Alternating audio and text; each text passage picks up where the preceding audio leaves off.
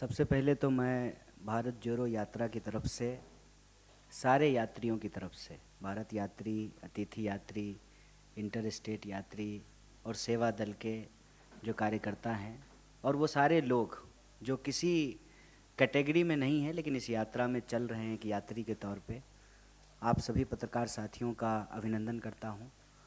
और आप सब लोग आज आए हैं। वैसे तो पत्रकारिता में कोई दिन छुट्टी का होता नहीं है, लेकिन आज हमारी भी छुट्टी है, संडे भी है और आप लोग जो है मेरे ख्याल से हिमाचल से भी आए होंगे, तो बड़ी मुश्किल रही होगी, फिर भी आप आए हैं, इसके लिए आपका बहुत बहुत धन्यवाद। और मैं बस आपसे कुछ चीज़ें यात्रा को लेकर के साझा करना चाहता हूं, बाकी आप जो भी प्रश्न करेंगे उसका जवाब देंगे। एक तो ये यात्रा हमारी उम्मीदों से बढ़कर अपने उद्देश्यों को पूरा करने में कामयाब होता हुआ दिख रहा है। जैसे जब हम लोग 7 तारीख को इसका प्रॉपर इनॉग्रेशन हुआ, उद्घाटन हुआ, तो बहुत सारे सवाल थे मन में। लोग आएंगे कि नहीं आएंगे, लोगों का रिस्पॉन्स क्या होगा। हम लोग अपने ऊपर भी सवाल खड़ा कर रहे थे कि कैसे 25 किलोमीटर चलेंगे, क्योंकि किसी को भी जो है इतना चलने की आदत है नहीं, और हम लोग जो है फॉरेस्ट गंप तो है नहीं कि एक बार जो है जूते का लैस बांध करके जो है दौड़ना शुरू किए तो दौड़ते रहेंगे। तो ये सारे सवाल मन में थे, लेकिन वो जो एक बात स्कूल में पढ़ा करते थे कि कई बार इंसान पैरों से नहीं हौसलों से चलता है, वो इस यात्रा में जा कर के सही साबित हुआ है। कैसे यात्रा के 60 से ज़्यादा दिन कट गए, सचमुच पता नहीं चला। तकलीफ़ें हुई, अलग अलग तरह की तकलीफ़ें लोगों को हुई, लेकिन अब लोग जो है अपने शारीरिक संघर्षों से ऊपर उठ चुके हैं।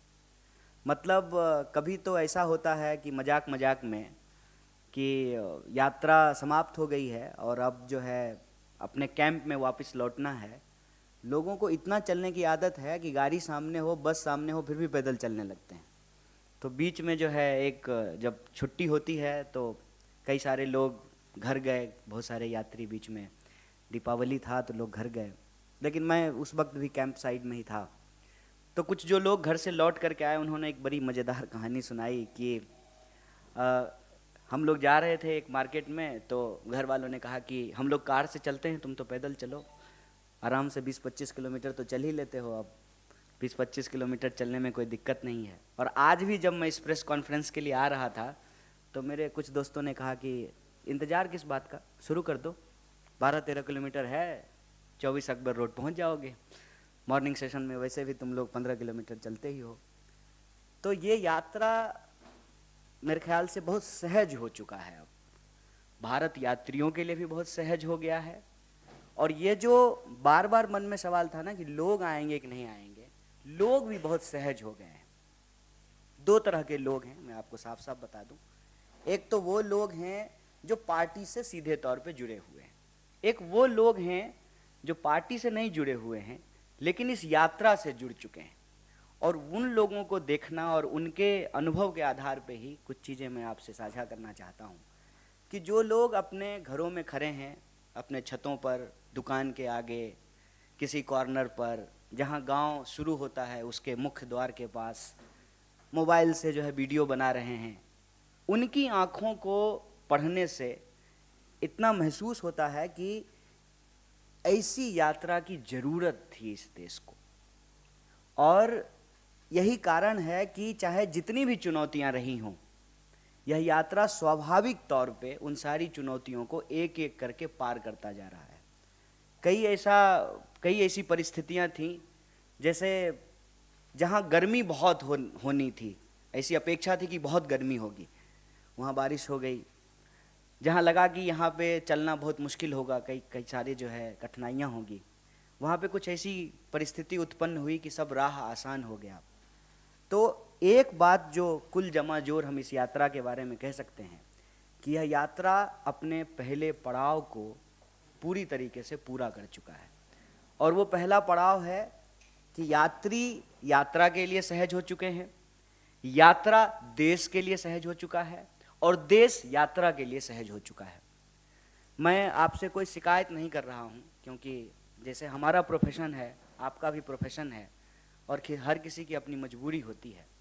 लेकिन आप जानते हैं कि यात्रा को जितना दिखाया जाना चाहिए, जितना बताया जाना चाहिए, उतना दिखाया और बताया नहीं गया। फिर भी एक खास बात आप सारे लोगों ने महसूस किया होगा कि जब मोबाइल टीवी नहीं था तब भी समाज में संवाद था, कम्युनिकेशन था। और सिर्फ इंसानों में ही कम्युनिकेशन नहीं होता है, पक्षियों में भी कम्युनिकेशन होता है, उनकी भी अपनी आवाज़ें होती हैं। आज भी हमारे समाज में वो कम्युनिकेशन मौजूद है। और ये यात्रा में चलते हुए हमको महसूस हुआ कि भले बहुत ना दिखाया गया हो, लेकिन इस देश के लगभग हर व्यक्ति को ये पता है कि यात्रा हो रही है। इसका मतलब हमारा internal communication beyond WhatsApp, TV, अखबार आज भी जिंदा है। देश की चाय के नुक्कड़ों पर, बसों में, ट्रेनों में, खेतों में, खलिहानों में, दफ्तरों में, हर जगह किसी न किसी रूप में, किसी न किसी दिन, सुबह या शाम, यह चर्चा निकल आती है कि भारत यात्रा हो रही है। तो भारत यात्रा ने अपना पहला पड़ाव पूरा कर लिया है। पूरे देश को पता है कि उनके सवालों को लेकर के ये यात्रा हो रही है। ये जो हमने कहा कि उनके सवाल, ये भी हमारे दिमाग में जो था वो अपनी जगह पे है, लेकिन यात्रा के दौरान जो हमने कलेक्ट किया वो ज़्यादा महत्वपूर्ण और प्रासंगिक है। उनके सवाल कहने का मतलब है कि जब महिलाएं यात्रा में आकर के जुड़ती हैं, और मैं बार बार कह रहा हूँ, जो हमारी पार्टी वर्कर नहीं हैं, वो बोलती हैं महंगाई के बारे में कि 400 के सिलेंडर जो है 1000 रुपये का हो गया है, घर चलाना मुश्किल हो रहा है। जो नौजवान जुड़े हुए हैं आपको सॉफ्टवेयर इंजीनियरिंग के पेशे से या जो है सर्विस सेक्टर से जुड़े हुए हैं, जिस तरह से उनकी नौकरियां कम हो गई है, जॉब की इनसिक्योरिटी बढ़ी है, उसके बारे में वो बात करते हैं। जो स्टूडेंट पढ़ रहे हैं, तैयारियां कर रहे हैं, रास्ते में कई ऐसी प्राइवेट एकेडमी मिली जहां आर्मी में बहाली की ट्रेनिंग दी जाती है। वहाँ के जो है बच्चे बाहर निकल करके आए और बात किए। जो लोग सुबह, जैसे सुबह हम लोग भी वॉक करते हैं, और आप देखेंगे इस देश में संस्कृति मौजूद है कि सड़क के किनारे आपको दौड़ते हुए नौजवान मिलेंगे। तो वो यात्रा से आकर के जुड़ते हैं और बेरोजगारी के बारे में बताते हैं। किसान बड़े पैमाने पे, अलग अलग इलाके के किसान अपनी अलग अलग समस्याओं को लेकर के, जैसे कपास की खेती करने वाले किसान, सोयाबीन की खेती करने वाले किसान, वो सब आकर के जो है अपनी परेशानी बता रहे हैं। गन्ना की खेती करने वाले किसान जो है बड़े पैमाने पे आकर के अपनी समस्याएं बताएं।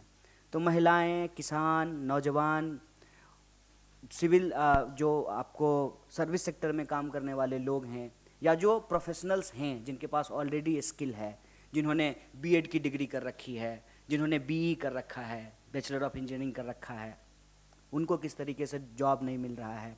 जो आर्मी एस्पिरेंट हैं उनको किस तरीके से जॉब नहीं मिल रहा है। तो ये मेजर इशूज जो है वो निकल करके आए हैं सामने में। नारी सुरक्षा, किसान के फसलों का दाम, मजदूरों को सही मजदूरी, नौजवानों को रोजगार, महंगाई, ये सारे मुद्दे जो है भारत जोड़ो यात्रा में प्रोमिनेंटली हम लोगों को पता चला है। और भारत जोड़ो यात्रा जो एक उद्देश्य लेकर के चला था, क्योंकि बार बार ये सवाल जो है किसी न किसी रूप में पूछा जाता है। आज हमारे एक पत्रकार दोस्त ने फ़ोन किया और कहा कि कितना जोरे, भारत कितना जोरे। तो हम बोले कि टेलर का दुकान चलाते हैं क्या, कि 1.5 मीटर जोड़ दिए, 3.5 मीटर जोड़ दिए। कितना टूटा हुआ है आप, ये सवाल पहले खुद से पूछिए, फिर पता चलेगा कि कितना जुड़ा। जब यही महसूस नहीं हो रहा है कि कितना टूटा हुआ है, तो क्या जोड़ रहे हैं ये भी पता नहीं चलेगा। हमने कहा कि जब आपको ये महसूस होता है कि आपने अपनी पूरी ज़िंदगी किसी एक प्रोफेशन को दिया, लेकिन चैन नहीं है, सुख नहीं है, शांति नहीं है, हर वक्त ये दिमाग पे प्रेशर रहता है कि कब नौकरी चली जाएगी, तो यह जो असुरक्षा है, इस असुरक्षा की भावना को ख़त्म करके सुरक्षा की भावना को जोड़ना चाहते हैं। ये भारत जोड़ो यात्रा का लक्ष्य है। जो नौजवान अपनी पढ़ाई कर रहा है, उसकी जो उम्मीद है, जो उम्मीद टूटती है, जब बहाली नहीं निकलती है या प्रश्न पत्र लीक हो जाता है, उस टूटी हुई उम्मीद को जोड़ना इस भारत जोड़ो यात्रा का लक्ष्य है। जो महिलाएं आ रही हैं, उस भावनात्मक तस्वीर को आप सब लोगों ने देखा होगा कि कैसे ये आसान बात नहीं है कि किसी गैर मर्द के साथ उतनी सहजता से कोई महिला मिले।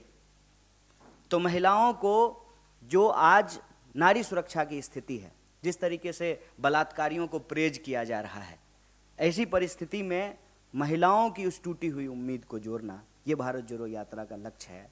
और हमारा मानना है कि जितनी सहजता से ये यात्रा आगे बढ़ रही है और लोगों के मुद्दों को कलेक्ट कर रही है, लोगों की आंखों में देखने से ये बार बार महसूस होता है कि इस यात्रा की ज़रूरत थी। भारत जोड़ो यात्रा ने अपने पहले पड़ाव को पूरा किया है, भारत जोड़ो यात्रा को अपने दूसरे पड़ाव को भी पूरा करना है। और दूसरा पड़ाव ये है कि हम इस देश की सरकार को, इस देश की सत्ता को, जो देश के लोगों के मुद्दे हैं, उस पर उनको जवाबदेही तय करनी पड़ेगी। ये भारत जोड़ो यात्रा का दूसरा पड़ाव होगा और हमें पूरी उम्मीद है कि उस पड़ाव को भी हम लोग पूरा करेंगे। आप सब लोग आए, हमारी बात सुने, इसके लिए आपका बहुत बहुत शुक्रिया, बहुत धन्यवाद। बाकी आप प्रश्न पूछेंगे तो और सारी चीज़ों का जवाब दिया जाएगा। Thank you.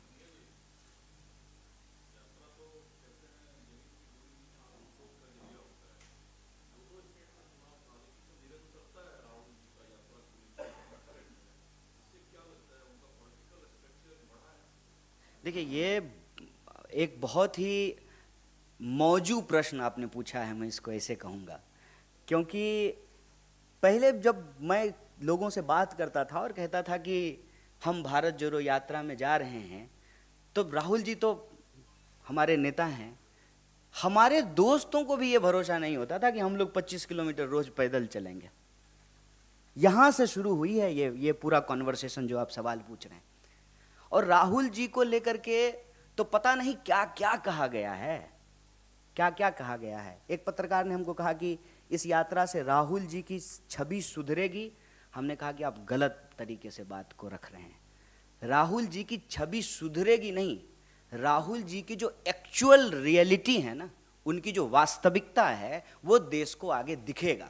वैसे ही जैसे कहते हैं ना कि हाँ, हाथ कंगन को आरसी क्या, पढ़े लिखे को फारसी क्या, प्रत्यक्ष को प्रमाण की जरूरत नहीं होती है। व्हाट्सएप पे जो मैसेज आया है या टीवी डिबेटों में जो खड़ा करने का एक जो है चरित्र और एक छवि खड़ा करने की जो कोशिश की गई है, उसको जनता अपने आंखों से देख करके समाप्त कर लेगी।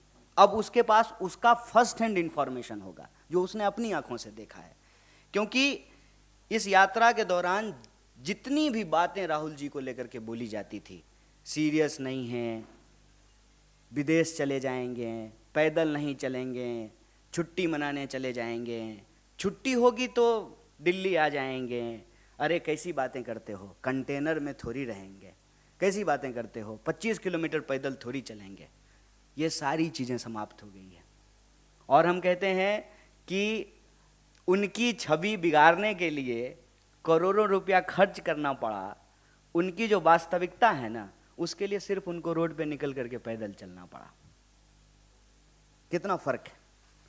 बस आपको जनता के बीच में आप गए और आपको लेकर के जितनी कोशिशें थी उस सब पे जो है पानी फिर गया। और आज वही लोग, मैं आपको ये कहना चाहता हूं कि जो हमको सवाल पूछते थे ना कि चलोगे कि नहीं चलोगे, राहुल जी के को लेकर के तो उनके सारे सवाल अपने आप समाप्त हो गए हैं।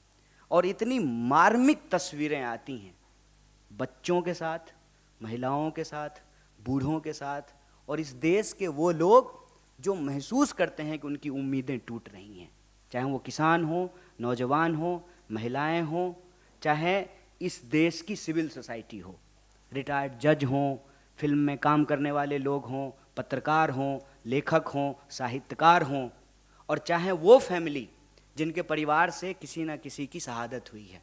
आप लोगों को मालूम होगा कि हम जिस भी स्टेट में जा रहे हैं, उस स्टेट से जुड़ा हुआ जो बहुत, एक कहते हैं ना कि जिस मुद्दे को लेकर के समाज में बड़ी बहस हुई हो, या जिस मुद्दे ने इस समाज को बहुत ज़्यादा उद्वेलित किया हो, उस मुद्दे से संबंधित परिवार भी हमारी यात्रा में आकर के जुड़ता है।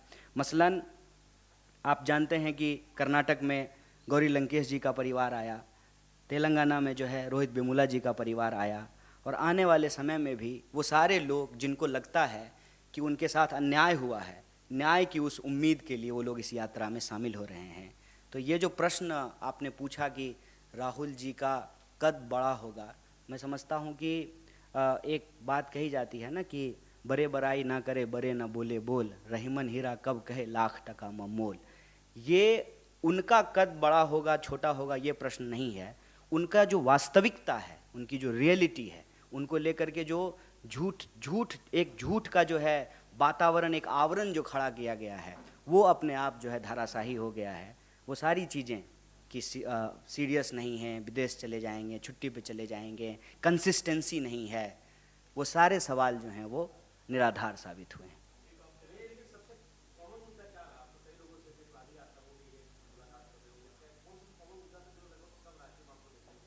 देखिए, महंगाई और बेरोजगारी ये दो ऐसे सवाल थे जो हर जगह, मतलब आप यूँ समझ लीजिए कि जैसे हम कर्नाटक में हैं तो वहाँ एक समूह जो है वो उन राज्यों से आया जहाँ हमारी यात्रा नहीं जा रही है, तो वो प्रतिनिधित्व भी जो है जो डेलीगेशन था वो भी यही सवाल उठा रहा था। और महंगाई को लेकर के अक्रॉस द बोर्ड सारे लोगों ने जो है सवाल, ये दो मुद्दे बहुत प्रोमिनेंट हैं। इसके अलावे साउथ में हमने देखा कि एक और सवाल जो कि अब हम जब महाराष्ट्र आ गए हैं तो ये सवाल अब नहीं है, लेकिन साउथ में कहीं ना कहीं ये सवाल बार बार आ रहा था, फेडरलिज्म का क्वेश्चन। साउथ में इस सवाल को भी बहुत सारे लोगों ने आकर के उठाया कि हमारे साथ जो है कहीं ना कहीं सेंटर जो है वो पूरी तरीके से न्याय नहीं करता है। ये जो पॉलिटिकल डेलीगेशन होता था उसमें कई लोगों ने ये सवाल उठाए, जो मुझे लगता है कि अलग सवाल है। बाकी जो कॉमन दो सबसे कॉमन मुद्दा अगर आप कहेंगे तो वो महंगाई और बेरोजगारी का सवाल, फिर स्पेसिफिक समुदाय के कई सवाल आए, जैसे किसानों के सवाल, महिलाओं के सवाल, और जो स्पेसिफिक चीज़ों की तैयारी करते हैं, जैसे बीएड किए हुए जो लोग ट्रेंड टीचर हैं वो कई राज्यों में मिले कि उनकी बहाली नहीं हुई। कई जगह संविदा कर्मियों का ग्रुप आकर के मिला कि कॉन्ट्रैक्ट पे काम करने की क्या परेशानी होती है। खास करके लॉकडाउन के बाद ये रियलाइज हुआ है कि अचानक से मैनेजमेंट कॉल करता है और कहता है कि अब कल से आप नौकरी पे मत आइए, तो उसकी पूरी की पूरी ज़िंदगी जो है वो अंधकार में चली जाती है। उसने ईएमआई पे अपना जो है वॉशिंग मशीन से लेकर के कार से लेकर के घर तक ले रखा है, तो वो फिर ईएमआई कैसे भरेगा। और आत्महत्या एक बहुत ही दुखद परिस्थिति हमारे देश में पैदा कर रहा है कि किसानों की आत्महत्या से मामला अब जवानों की आत्महत्या तक पहुंच गई है। बेरोजगारी के कारण भी जो है लोग आत्महत्या करना शुरू कर दिए हैं। कोरोना के दौरान लोगों को फैसिलिटीज़ नहीं मिले, ऑक्सीजन नहीं मिला, बेड नहीं मिला, मुआवजा नहीं मिला, ये सवाल भी जो है कई सारे लोग आकर के बताए हैं।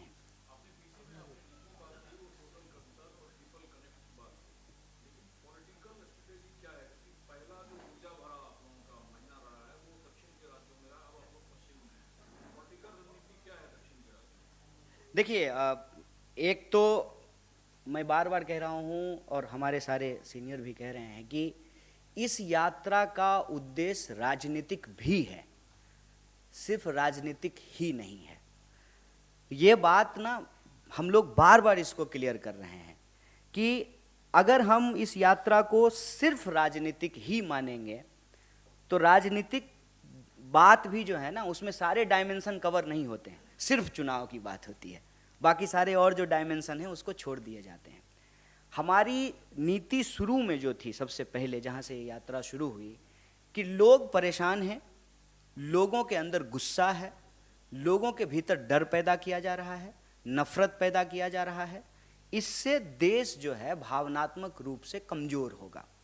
और कोई भी देश जब भावनात्मक रूप से कमज़ोर होता है, जब वो आपस में यूनाइटेड नहीं होते हैं, तो बाकी सारी प्रोग्रेस की बात जो है वो पीछे चली जाती है। और जो हम लोग सवाल उठा रहे हैं एक मजबूत विपक्ष के तौर पे, जो हमारी रिस्पॉन्सिबिलिटी है वो भी लोगों तक नहीं पहुंच पा रही है कि हम उनके लिए लड़ रहे हैं। तो जब आपके करंट कम्युनिकेशन के टूल्स काम नहीं कर रहे हों तो कहते हैं ना back to basics, back to classic. और ये बैक टू बेसिक या बैक टू क्लासिक जो है, हम कहते हैं कि ये एक गांधीयन मेथड है कि गांधी जी दांडी यात्रा पे चले, या जो है इस देश में कई बार यात्राएं की गई, ठीक है।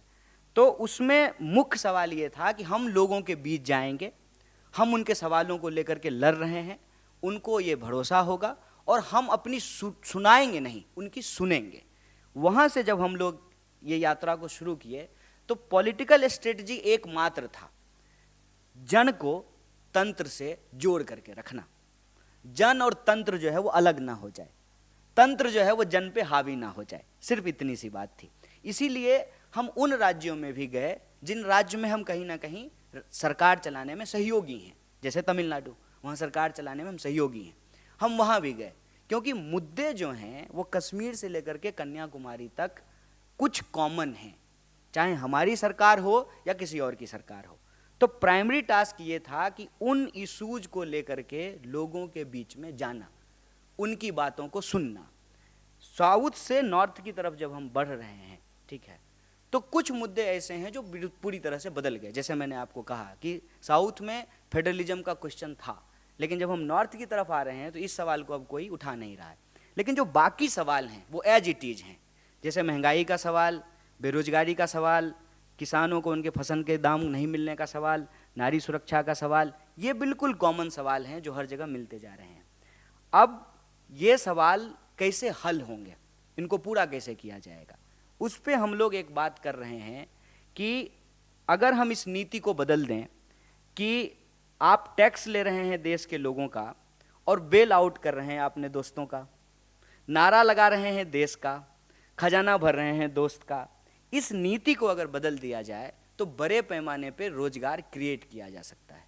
और महंगाई का भी जहाँ तक सवाल है कि सरकार अगर अपनी भूमिका नहीं निभाएगी तो स्वाभाविक रूप से पूरी तरह से अगर आप मार्केट के भरोसे हर चीज़ छोड़ देंगे तो जनता का दायित्व कौन उठाएगा, और फिर जनता का दायित्व सरकार ना उठाए तो सरकार का दायित्व जनता क्यों उठाए। अगर आप हमारे टैक्स के पैसे से मुझे शिक्षा नहीं देंगे तो हमारे टैक्स के पैसे से जो आप 8,500 करोड़ का प्लेन क्यों खरीदेंगे। अब आप ये देखिए कि LIC में देश के आम लोगों का पैसा जमा है, LIC का सबसे ज़्यादा शेयर जो है वो अदानी जी के पास है। तो हमारा पैसा लेकर के आप अमीर हो रहे हैं और हमारे पास ना जॉब की गारंटी है, ना हमारे पैसे की गारंटी है, ना जो है हम जो हमारी ज़रूरत की चीज़ें हैं उसको हम एक्सेस कर पा रहे हैं। रोज़ महंगाई बढ़ रही है, तो ये चीज़ें हम लोगों को समझ में आ रही है। तो उसमें ये समझ में आता है कि नॉर्थ से लेकर के साउथ तक पॉलिटिकल मोबिलाइजेशन किया जा सकता है अगर हम सोशल डाइवर्सिटी को इंटैक्ट रखें और जो डिवीजन क्रिएट किया जा रहा है on the basis of identity, उस पॉलिटिकल चैलेंज को अगर हम लोग मीट कर सकें।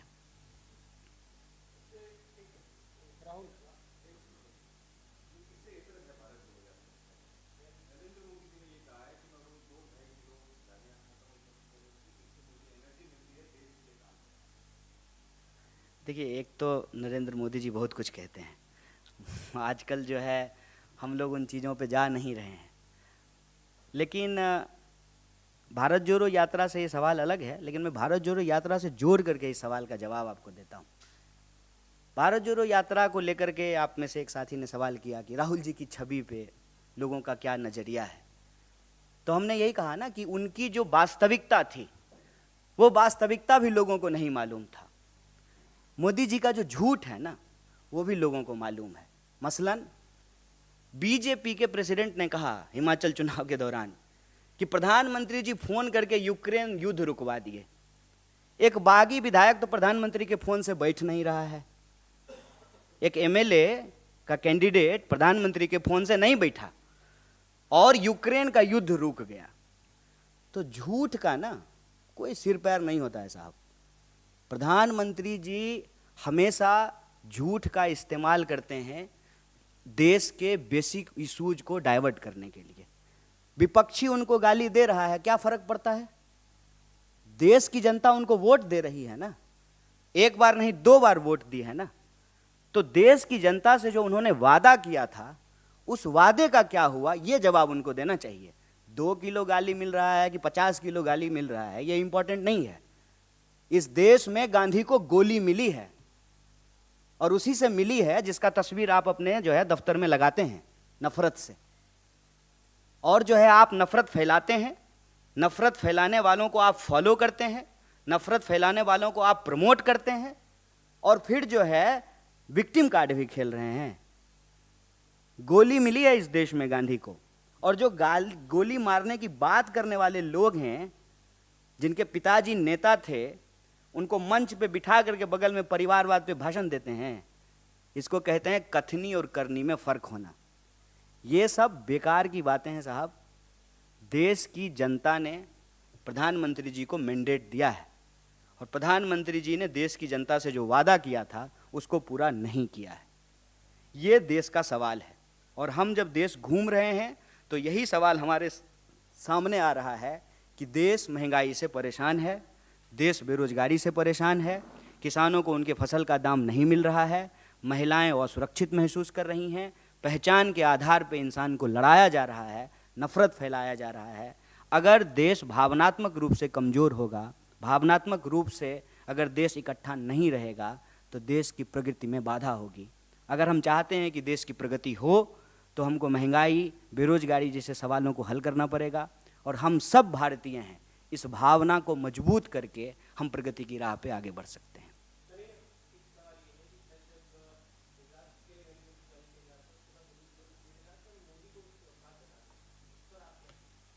देखिए, मेरा मानना है कि लोकतंत्र में किसी भी व्यक्ति का क्या मुस्तकबिल होगा ये जनता तय करती है। किसी भी समूह का, दल का क्या मुस्तकबिल होगा ये जनता तय करती है। लेकिन हम आपसे यही आग्रह करेंगे सर कि तिल को तार ना बनाया जाए।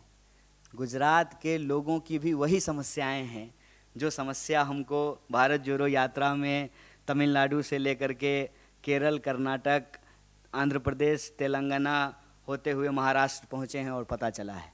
गुजरात के किसान भी परेशान हैं, गुजरात के नौजवानों को भी नौकरी नहीं मिल रही है, गुजरात के व्यापारी भी जो है जीएसटी और नोटबंदी से परेशान हुए हैं, उनके जो है उद्योग धंधों को नुकसान हुआ है। मेरा आपसे यही गुजारिश रहेगा कि देश के लोगों के जो बुनियादी सवाल हैं, इस देश का राजनीतिक विमर्श उसी के इर्द गिर्द होना चाहिए। देखिए, एक बात ना, एक सेइंग है अंग्रेजी में, डोंट डिफेंड अनडिफेंडेबल। मुझे ये मालूम नहीं है, लेकिन मैं बिना मालूम किए हुए ये बात पूरे आत्मविश्वास से कह सकता हूँ कि अगर मेरे द्वारा कभी भी कोई गलत बात कही जाएगी, बिना इफ बट के माफ़ी मांगूंगा। गलत गलत होता है, लेकिन वो कहे हैं कि नहीं कहे हैं इसकी जानकारी मुझे नहीं है। मैं बस इतना कहना चाहता हूँ कि गलत सबके लिए गलत है। हम प्रधानमंत्री जी नहीं हैं कि भ्रष्टाचारी होगा जो व्यक्ति कांग्रेस में रहते हुए, और वही बताएंगे कि वो व्यक्ति भ्रष्टाचारी है, अगले दिन उसको बीजेपी में शामिल करा करके उसको सदाचारी बोलना शुरू कर देंगे। हमारा सवाल जो है ऑथेंटिसिटी पे है कि किसी व्यक्ति को आप भ्रष्टाचारी कहते हैं, अगले ही मिनट, जैसे आपको मैं याद दिला दूं, एक सपा के नेता थे, उनके बारे में बीजेपी क्या क्या कहती थी, फिर वो बीजेपी में शामिल हो गए। या कांग्रेस के ही नेता, आपने गुजरात की ही बात की, गुजरात के ही बहुत सारे ऐसे नेता जिनके बारे में बीजेपी पता नहीं क्या क्या कहती थी, आज वो बीजेपी में शामिल भी हो गए हैं, उनको टिकट भी दे दिया गया है और वो अच्छे हो गए हैं। जिनके ऊपर तमाम तरह के आरोप लगाए जाते हैं, ईडी भेजा जाता है, केस किया जाता है, जिन्हें बीजेपी में जाते हैं वो ठीक हो जाते हैं। तो नैतिकता की का जो आधार होता है ना, वो एक होता है। ऐसा नहीं हो सकता है कि हम आपके लिए नैतिकता का आधार कुछ और रखें, चूँकि आप सामने बैठे हैं और हम यहाँ थोड़ा ऊंची जगह बैठे हैं तो हमारे लिए नैतिकता का आधार कुछ और होगा। गलत गलत होता है, कोई भी नेता बोले या कार्यकर्ता, उसको डोंट डिफेंड अनडिफेंडेबल।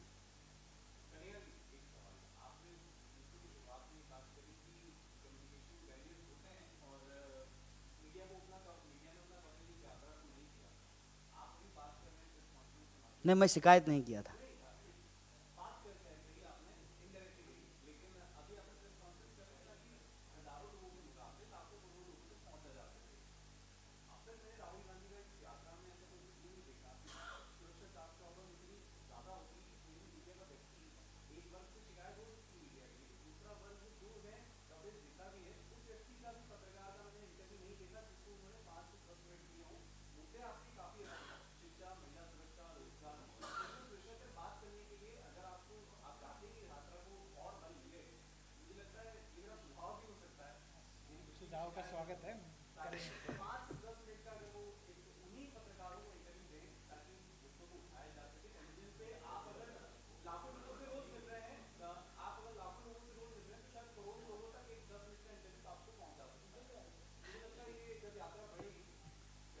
आपका आपका सुझाव अच्छा है, लेकिन मैं बस इतना कहूँगा कि आप हमारे लिए महत्वपूर्ण हैं, चाहे जो मजबूरी हो। मीडिया लोकतंत्र की एक ज़रूरत है, लोकतंत्र का एक पिलर है, और शिकवा शिकायत अपनी जगह पे होता है, और ये होता है विपक्ष में जब लोग होते हैं तो शिकायत होता है, उसमें मैं ज़्यादा गिले शिकवे में नहीं जा रहा। लेकिन आप हमारे लिए महत्वपूर्ण हैं, तभी तो आज छुट्टी का दिन है, आज हम आराम करते सोते, लेकिन जो है हम आपके बीच आए हैं आपसे बात करने के लिए। जहाँ तक हमारे नेता राहुल जी का सवाल है, तो आप जानते हैं कि जो है वो मीडिया से जी चुराने वाले नहीं हैं, और लिखे हुए सवाल का इंटरव्यू भी नहीं देते हैं, और कोई ऐसा स्टेट नहीं है जहां प्रेस कॉन्फ्रेंस नहीं कर रहे हैं। अभी फिर उनका जो है महाराष्ट्र में प्रेस कॉन्फ्रेंस होने वाला है। और ये मैं फिर से एक तुलना कर देता हूं, विपक्ष पर आप सवाल उठा रहे हैं, स्वागत है, आग्रह है कि सत्ता से भी पूछिए। प्रधानमंत्री जी ने आज तक एक भी प्रेस कॉन्फ्रेंस नहीं किया है। Thank you. Thank you very much.